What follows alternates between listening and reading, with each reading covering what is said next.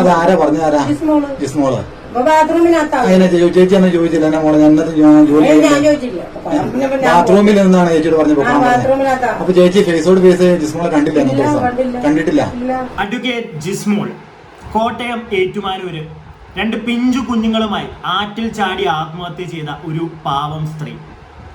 ഈ ഒരു സ്ത്രീയുടെ മരണവുമായി ബന്ധപ്പെട്ട് ആ ഒരു സ്ത്രീയുടെ ജിസ്മോളുടെ ഭർത്താവിനെയും ഭർത്താവിന്റെ അമ്മയെയും അതുപോലെ തന്നെ ജിസ്മോളുടെ നാത്തൂൻ ഈ ഒരു പരനാറിയായിട്ടുള്ള ജിസ്മോളുടെ ഭർത്താവിന്റെ അനിയത്തി ഇവര് 3 പേരും തെറ്റുകാരാണെന്ന് നമുക്ക് എല്ലാവർക്കും മനസ്സിലായി കഴിഞ്ഞു.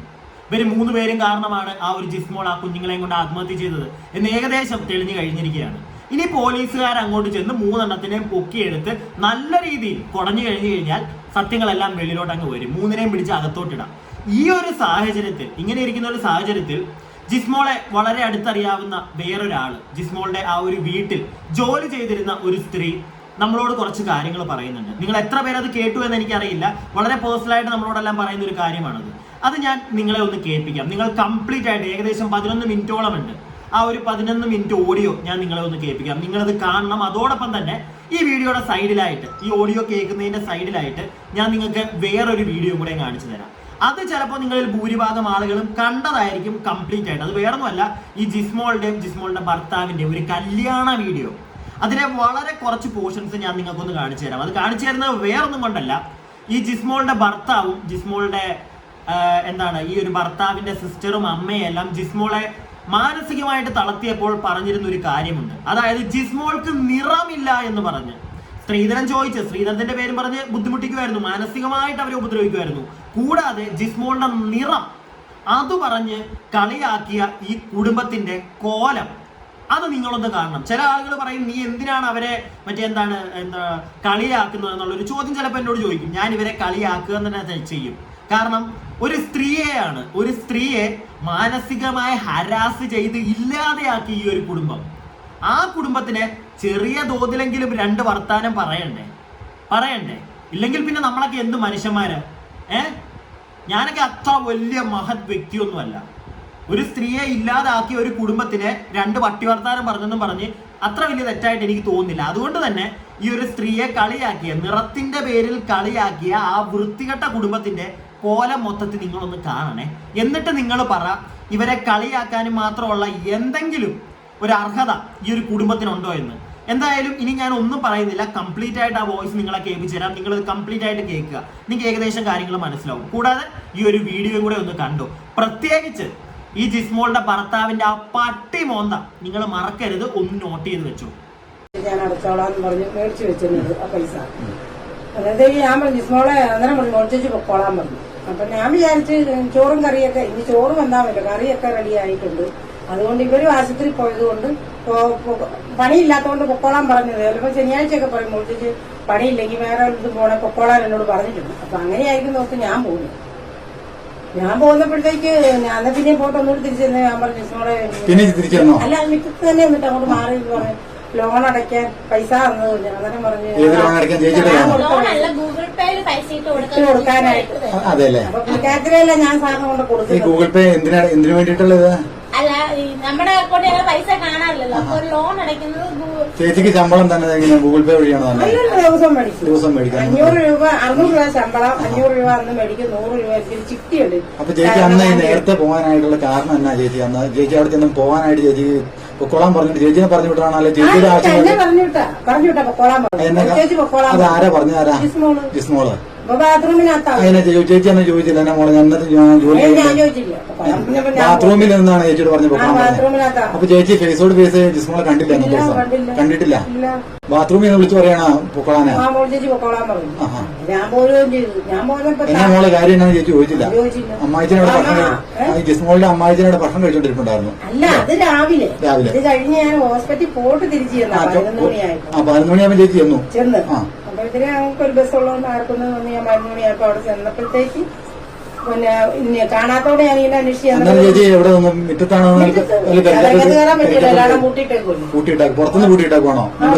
അകത്ത് ഇങ്ങനെ കറക്കി പൂട്ടുന്ന അതിനകത്തുനിന്ന് പൂട്ടിയിട്ടേക്കും. അതായത് ജിസ്മോളുടെ മുറിയുടെ ജിസ്മോളല്ല ഫ്രണ്ടിലത്തെ ഫ്രണ്ടിലെ ഓപ്പൺ ഡോറ് കൂട്ടിയിട്ടാക്കുക.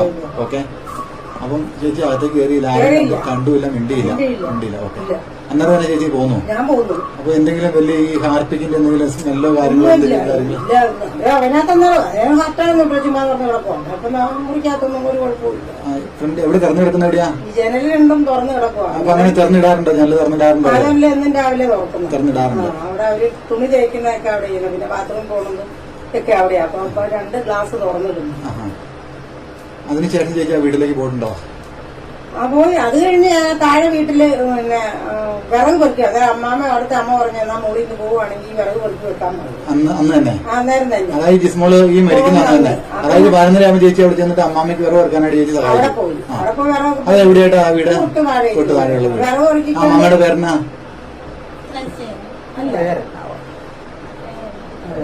ഓക്കെ.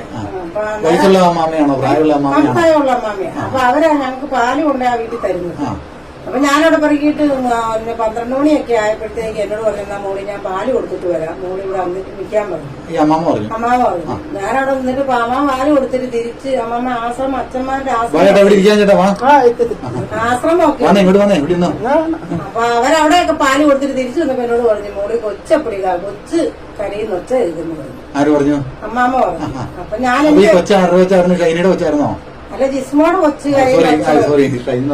ഈ കൊച്ച് ജിസ്മോളുടെ വെച്ചായിരുന്നോ? അതാ വീട്ടിൽ നിന്നെല്ലാം ഈ കൊച്ചെങ്ങനെ കരയാറുള്ള വെച്ചായിരുന്നോ? അത് കരയൊക്കെ ചെയ്യും.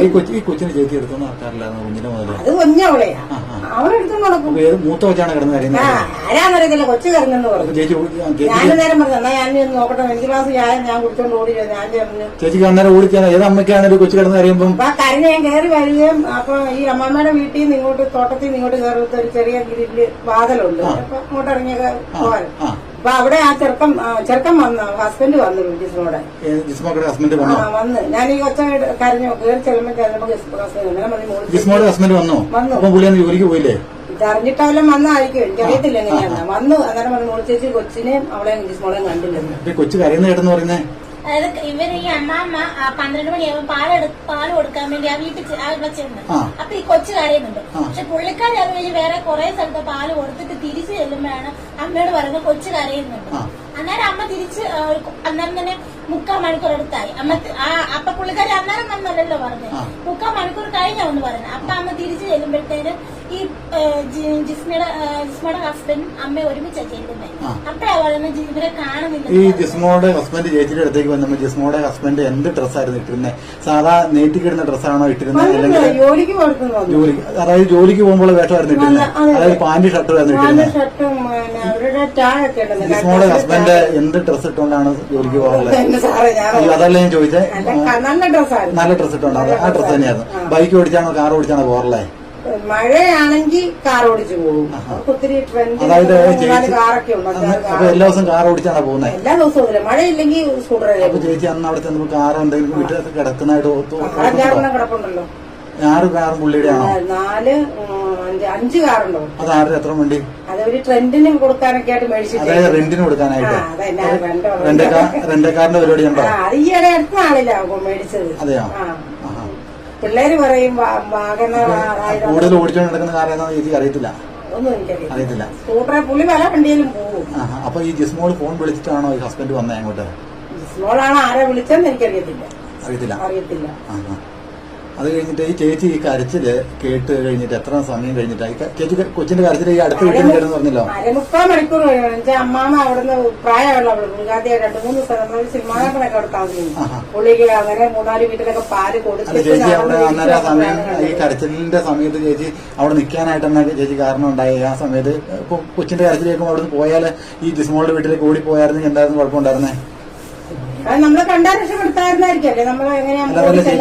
ഒരു അമ്മയാണെങ്കിലും കൊച്ചിന്റെ കരച്ചിൽ കേൾക്കുമ്പോൾ നമുക്ക് ആ വീട്ടിൽ സ്റ്റേ ആയിട്ട് നിൽക്കാൻ പറ്റത്തില്ലല്ലോ. ഓടിച്ചെല്ലാനായിട്ട് ഇങ്ങനെ കരഞ്ഞെന്ന് പറഞ്ഞപ്പോഴേ ഞാൻ ഉടനെ ഓടി വന്ന് അവരവിടെ ആരുമില്ല. അന്ന് ഒന്നുകൂടെ വന്നായിരുന്നു അതിന്റെ ഇടയ്ക്ക്? ഒന്നുകൂടെ അല്ല, ഈ പറഞ്ഞ അമ്മ പറഞ്ഞു കഴിഞ്ഞാൽ അവിടെ കയറി ചെന്നു. അവിടെ ആരും കണ്ടില്ല. അത് കഴിഞ്ഞിട്ടാണ് ജിസ്മോളുടെ ഹസ്ബൻഡ് 1/2 മണിക്കൂർ അല്ല അന്നേരം വന്നു.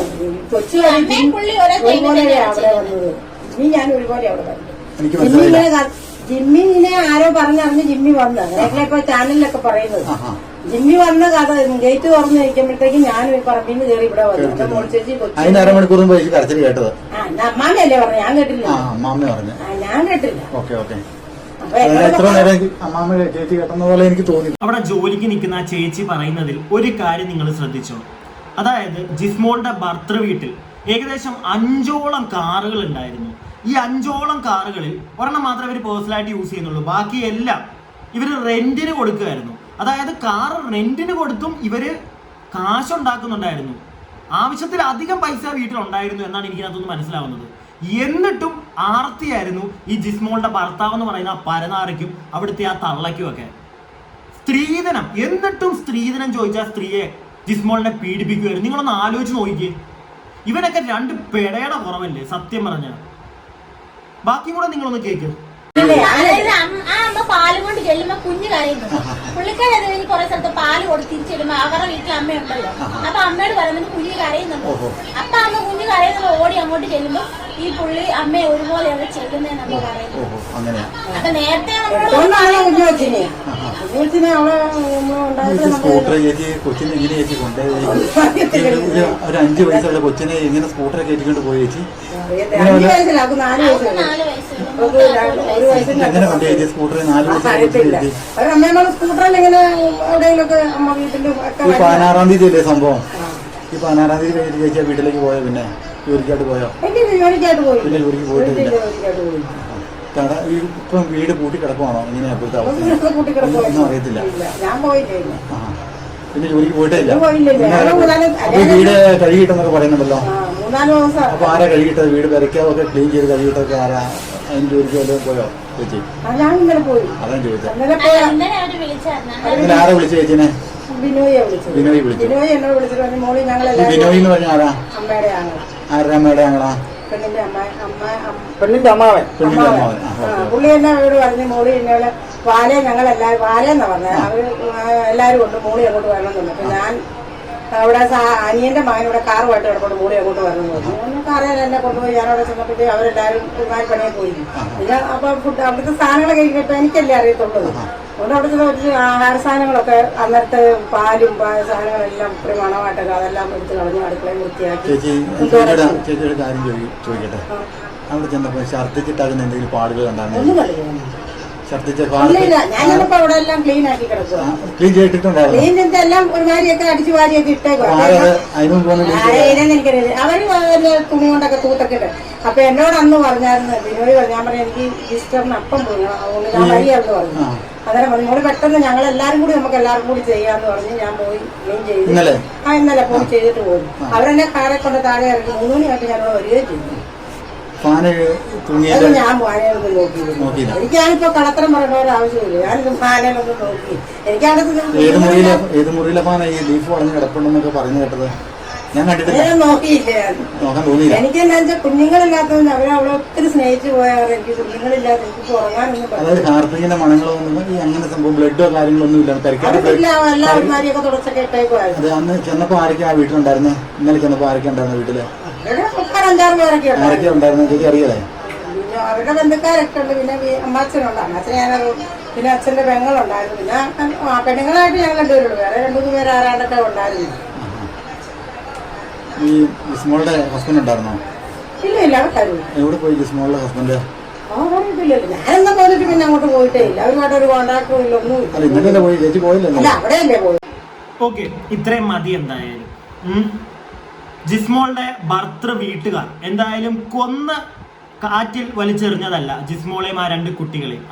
അത് ഏകദേശം നമുക്ക് മനസ്സിലാവുന്നുണ്ട്. എന്നാൽ ആ ഒരു കുടുംബം തന്നെയാണ് ഈ ഒരു ജിസ്മോളുടെയും ആ 2 കുട്ടികളുടെയും മരണത്തിന് കാരണക്കാർ. ആ ജിസ്മോൾ എന്ന് പറയുന്ന സ്ത്രീയെ മാനസികമായിട്ട്, അതിൽ എനിക്ക് തോന്നുന്നു ഇപ്പൊ ഈ കേട്ടതിനകത്ത് തോന്നുന്നു ജിസ്മോളുടെ ഭർത്താവും അല്ലെങ്കിൽ ആ ഒരു പെങ്ങളും അമ്മയും മാത്രമൊന്നുമല്ല, ജിസ്മോളുടെ ഭർത്താവിന്റെ കുടുംബത്തിലെ കുറെ ആളുകൾ ഈ ഒരു സ്ത്രീയുടെ മരണത്തിനും ആ കുട്ടികളുടെ മരണത്തിനും കാരണക്കാർ തന്നെയാണ്. എല്ലാത്തിനെയും പോലീസുകാർ പൊക്കി നല്ല രീതിയിൽ അങ്ങോട്ട് പണി കൊടുക്കുക. ഇനി ഇതുപോലത്തെ ഒരു കുടുംബം ഇവിടെ ഉണ്ടാവരുത്. നിറത്തിന്റെ പേരും പറഞ്ഞ്, സ്ത്രീധനത്തിന്റെ പേരും പറഞ്ഞ് ഇവിടെ ഒരു സ്ത്രീ മരിക്കരുത്. ഞാൻ എൻ്റെ അഭിപ്രായങ്ങൾ പറഞ്ഞു. നിങ്ങളുടെ അഭിപ്രായങ്ങൾ താഴെ കമന്റ് ബോക്സിൽ പറയുക. പിന്നെ ഈ വീഡിയോയുടെ സൈഡിൽ തന്നെ ഞാൻ ഈ ഒരു വോയിസ് കേൾപ്പിക്കുമ്പോൾ സൈഡിൽ തന്നെ കാണിച്ചതിനകത്ത് ഒരു സ്ത്രീ ഈ നമ്മുടെ ജിസ്മോളുടെ ഭർത്താവിനെ കെട്ടിപ്പിടിച്ച് നിൽക്കുന്നതാണല്ലോ, അതാണ് അവന്റെ അമ്മ. സുന്ദരിയായിട്ടുള്ള ഒരു സ്ത്രീ, പിന്നെ ജിസ്മോളുടെ ഭർത്താവിന്റെ അപ്പുറം ഇപ്പുറം കെട്ടിപ്പിടിച്ച് നിൽക്കുന്ന 2 സുന്ദരികൾ. അത് ജിസ്മോളുടെ ഭർത്താവിന്റെ 2 കുഞ്ഞു പെങ്ങന്മാർ. അതിലെ ഒരു പെങ്ങളാണ് അവരുടെ ഈ ജിസ്മോളുടെയൊക്കെ വീട്ടിൽ, അതായത് ജിസ്മോളും ഭർത്താവും ഒക്കെ താമസിക്കുന്ന വീട്ടിൽ വന്ന് നിന്ന് ആ ഒരു സ്ത്രീയെ ഇല്ലാതെയാക്കാൻ മുന്നിട്ട് നിന്നിരുന്നത്. അങ്ങനെ തന്നെ പറയണം. എന്താണെങ്കിലും നിങ്ങളുടെ അഭിപ്രായങ്ങൾ താഴെ കമന്റ് ബോക്സിൽ പറയുക. എനിക്കിത് കൂടുതൽ പറയാനൊന്നുമില്ല. പോലീസുകാർ എത്രയും പെട്ടെന്ന് നല്ല രീതിയിലുള്ള പണി തന്നെ നിങ്ങൾക്ക് കൊടുക്കണം. ഇത്രേ ഉള്ളൂ എൻ്റെ അഭിപ്രായം. നിങ്ങളുടെ താഴെ കമന്റ് ബോക്സിൽ. വീഡിയോ ഇഷ്ടപ്പെട്ടാൽ ലൈക്ക് ചെയ്യുക. സബ്സ്ക്രൈബ് ചെയ്യാതെ കാണുന്ന ഒരുപാട് ആളുകളുണ്ട്, ഒന്ന് സബ്സ്ക്രൈബ് ഒക്കെ ചെയ്യുക. കൂടാതെ അടുത്ത വീഡിയോയ്ക്കായി stay tuned and stay weird.